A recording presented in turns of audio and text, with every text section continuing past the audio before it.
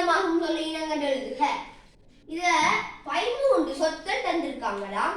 அல்ல 3 சொற்களாக 4 கூட்டங்கள் பிரித்ததுக்கு பிறகு ஒன்று மீதமா வருமா, அது என்னன்னு கேட்டிருக்காங்க. அப்ப இதுல கோடை என்பது ஒரு பருவ காலம்.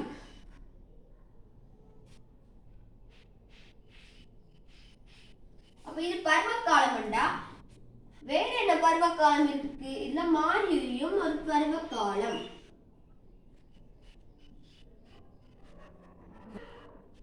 அடுத்தது இளவேனிலும் ஒரு பருவ காலம்.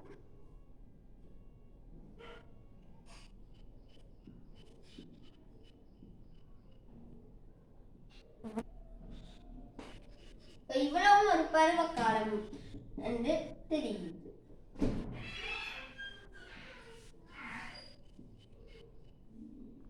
அடுத்தது புதன். புதன் என்றது ஓர் கிழமை. அப்ப புதன் கிழமையா இருந்தா வேற என்ன கிழமைகள் இருக்குண்டா, சனி ஒரு கிழமை, வெள்ளியும் ஒரு கிழமை. ஆனாலும் அது ஒரு உலோகமாகவும் இருக்கு. இப்ப நாங்க புதன், சனி, அடுத்த வெள்ளிய எடுக்க போறோம். இனி அடுத்தது வெள்ளம். மழை பெய்ந்தால் வெள்ளம் வரும். மழை பெய்யக்குள்ள தண்ணி அதிகமாகிதான் வெள்ளம் வரும். அப்ப இத ஒரு கூட்டமாக்கலாம். வெள்ளம், மழை, அடுத்தது தண்ணீர்.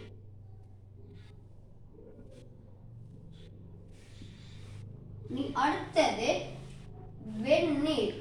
வெந்நீருக்கு இந்த ஒன்றுமே இல்லை. இனி அடுத்தது போனா செம்பு. செம்பு என்றது ஒரு உலோக பொருள்.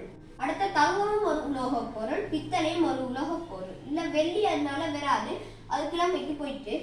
அப்ப செம்பு, அடுத்தது பித்தளை,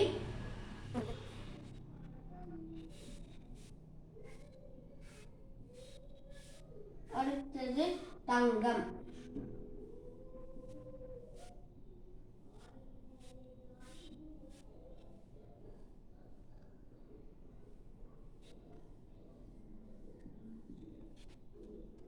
இப்ப இதுல 4 கூட்டங்களை 3 வகையா வகைப்படுத்தியாச்சு.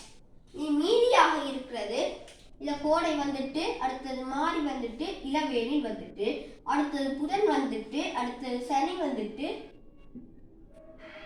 அடுத்த வெள்ளி வந்துட்டு, அடுத்த வெள்ளம் வந்துட்டு, மழை வந்துட்டு, அடுத்த தண்ணீர் வந்துட்டு, செம்பு, பித்தளை, அடுத்தது தங்கம் வந்துட்டு. இதுல மீதியாக இருப்பது வெந்நீர்.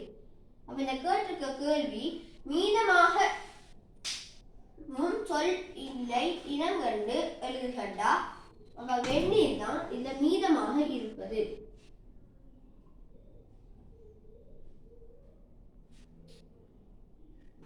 விடை வெந்நீர். நன்றி.